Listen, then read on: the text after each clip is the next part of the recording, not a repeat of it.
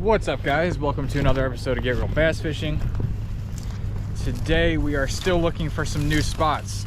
I saw this spot on Google Maps and it's a little, I guess you could say a little bay, a little harbor. There's a bunch of boats everywhere, but it goes out into some bigger water and it flushes in some new water, and it's always constantly changing with the tide as opposed to it being in the middle of some giant bay or some back cove where it barely gets any new water.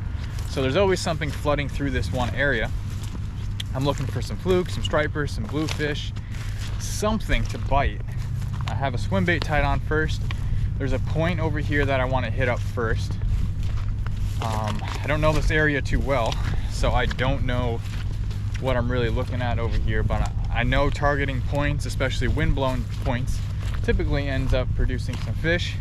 And we're halfway through the outgoing tide. Again, not the tide I want to be here, but if I'm here for the next 3 hours, I'll see what it looks like at low and see all the structure. So let's go.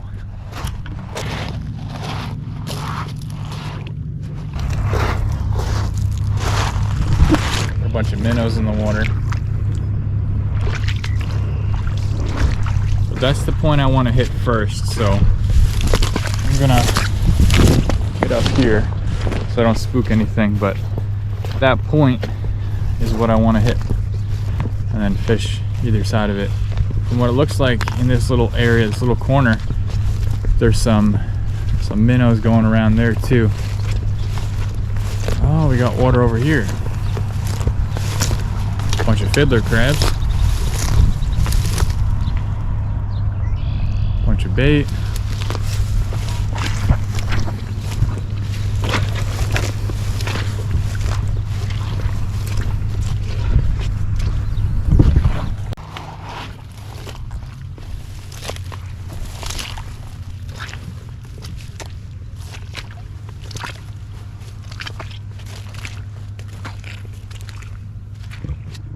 Alright, it gets a little deeper over here. Oh, we got some nice depth over here.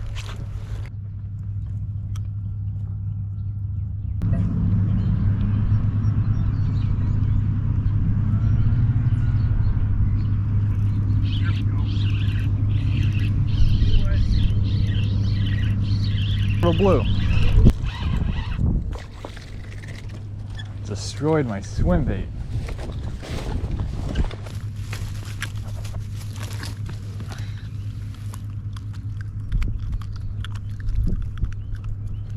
Alright, so this is not the size that we're used to on this channel, but a fish is a fish, and like I said, those points, especially the wind-blown points where there's a little bit more depth, which we have here, look, they always hold fish. Minnows go through, and there's a bunch of crabs and stuff like that that just love the points, and ambush predators like this, they use that exactly for that reason. Mwah. There we go. See you later, Blue.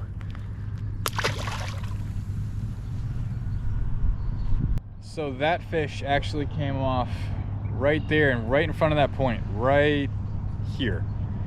And we use that little swim bait. Everything loves swim baits, and they're great search presentations, and they're cheaper than, like I said in the other videos, losing a $20 swim bait. I mean, a $20 jerk bait. But all right, let's see if there's a school of little guys out there.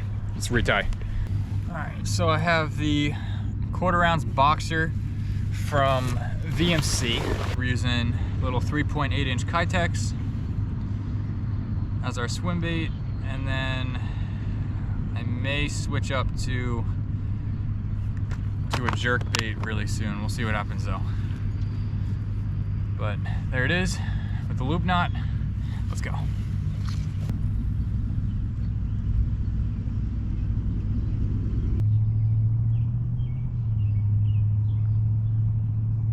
Let's hope the tide chart was right, because if it's not, I'm just barely getting through here without getting wet. So if the tide comes up anymore, then I am getting choked. Let's fish this point.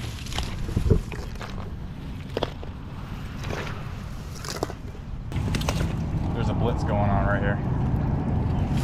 There's a blitz going on.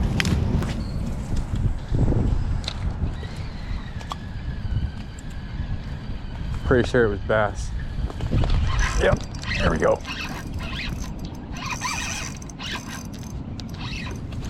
There we go. Come down to the point. There's predatory fish. Yes, sir.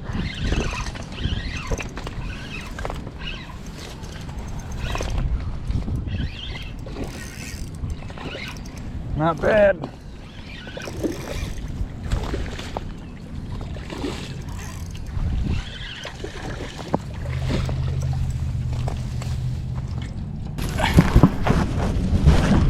There you go, son.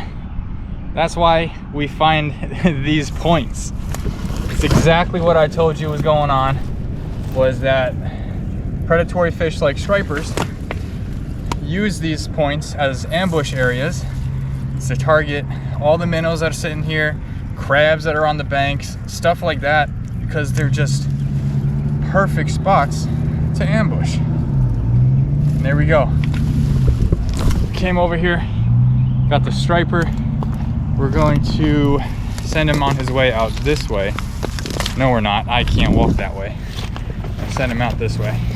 But that's why we fish new spots, and that's why we find points in perfect spots. All right. Mwah.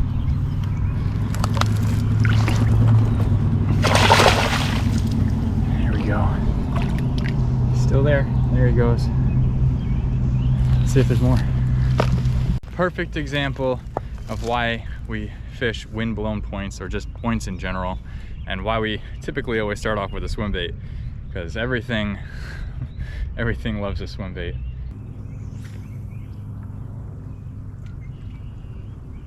So we know points produce fish, so we're gonna walk out of this area. We have so much more to explore before this thunderstorm comes through, and I kind of want to do it a little bit drier than wetter.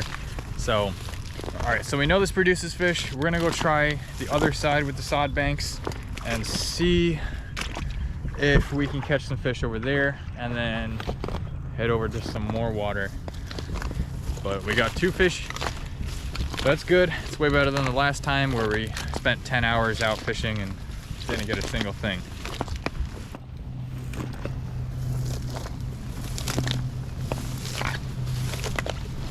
So this I'm noticing right here. Check this out. I don't know if the camera's gonna pick it up because of my movement, but if you look right here, we got water flowing in this way. So this is what I'm gonna call the back of the bay, right? Because it's all blocked off by this whole line of sod bank. But over here, we got minnows, we got shrimp like crazy. So on the outgoing tide, it flows through here. So even though there's a drop off right here along this entire sod bank, so even though we have that point right there and water coming through that way on an incoming and outgoing, we also have current running through these sod banks, which could pull little fish. It could pull shrimp out, and then being that it's a drop off right there, they could flow right over that drop off. So we need to remember to fish this whole entire area as if current is going through it. Let's just say any crabs, shrimp, fish, whatever it might be, coming through these sod banks and down that drop off, there could be predatory fish waiting for them. Fish ain't stupid.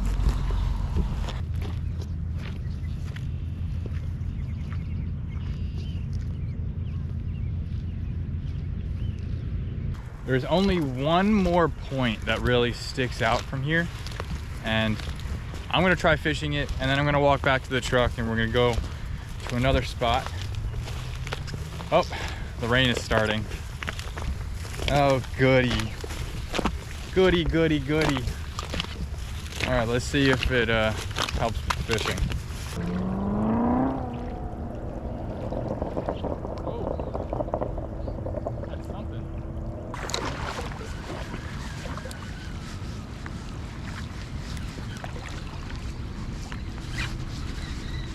I don't understand what this fish is.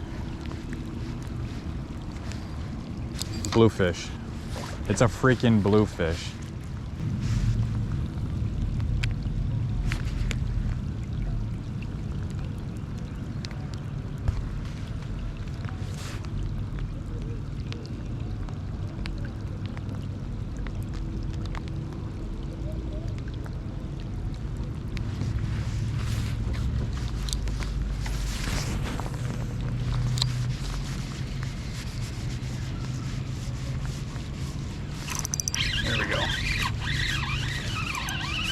All I had to do was downsize a little bit. Oh my gosh. Oh my gosh. Check that out. The smallest striped bass I've ever caught. What? Oh my gosh.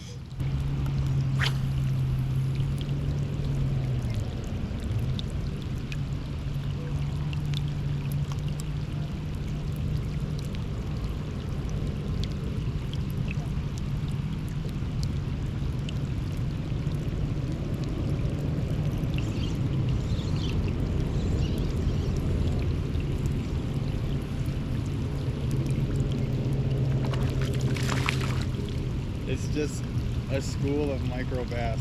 That's crazy. So instead of doing the Kitech, I threw on the Salt Strong mulligan and then just broke off the head of it, made it a little bit smaller. And I got these little tiny stripers. Mwah! Look at them.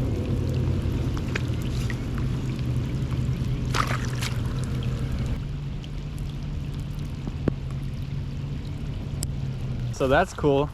That's why we fish points. Are they the size that we want? No, but they were exactly where they were supposed to be. And judging from the other striper we caught, and the fact that we're probably 4+ hours into the outgoing, there seems to be a lot of life in these sod banks. And I love fishing sod banks where whenever, wherever, there's always life. There's minnows, there's spearing, there are all types of things that live in the ecosystem of sod banks, and it always produces a lot of fish. So fish the points, fish some sod banks, go on Google Maps, figure some stuff out. There's one more point here. I didn't really see it from where I was walking before, but I can see it now, and I'm gonna try this spot.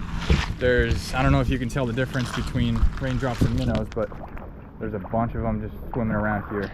So I'm gonna give this a shot, see if there's any more sizable fish. I mean, I'll take little schoolie. Oh, they're not even schoolies. I'll take little babies any day, but let's see what we got.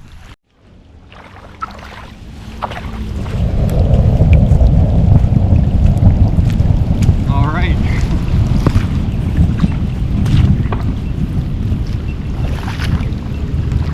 Probably not the best thing to do. Stand in water and fish during a thunderstorm.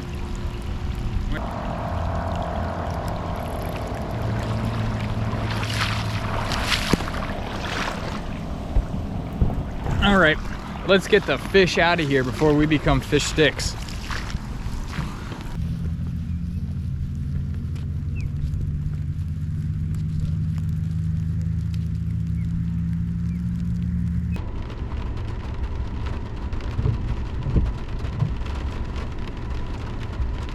I don't condone this at all, but there's a beautiful little rip right in front of me, and I want to catch a fish. I visibly saw lightning, I've heard thunder. I'm going for it. Don't need these anymore. Lord, keep me safe. Let's go.